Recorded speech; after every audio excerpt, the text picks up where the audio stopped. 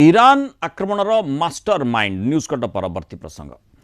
Iran ଆଉ ସେଠି America Israel ମିଳିତ ଯୁଦ୍ଧ ଯେଭଳି ଭାବରେ ଜାରି ରହିଛି ଇରାନ ବିରୋଧରେ ଘମାସାନ ଢଙ୍ଗରେ ଚାଲିଛି ଏବଂ ଆଟାକ୍ କାଉଣ୍ଟର ଆଟାକ୍ ମଧ୍ୟ ଯେଉଁ ମାତ୍ରାରେ ଜାରି ରହିଛି ସେ ସମ୍ପର୍କିତ ସୂଚନା ମଧ୍ୟ ଅନ୍ତର୍ଜାତୀୟ ଗଣମାଧ୍ୟମ ଏବଂ ବିଶ୍ୱ ସମୁଦାୟଙ୍କ ନିଦ ହଜେଇ ଦେଉଛି।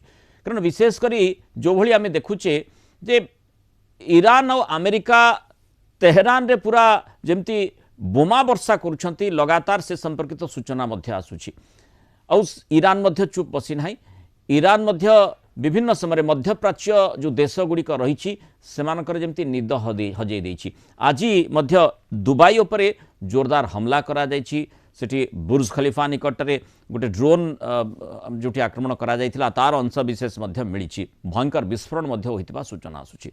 अर्थात बोधवे ट्रंप प्रशासन भाबुथिले जे ईरान 2026 रे जेतेबेले पूरा शाणित ढंगरे ता विरोध में आक्रमण अमेरिका भली गोटे महाशक्ति करुछि। इज्राएल ता पाखरे थिबा आ गोटे देश माने अपेक्षाकृत पाखरे थिबा देश जेतेबेले ता जरिया रे आक्रमण करा जाउछि जहाँ भी चाहिए ट्रंप करि पारिबे।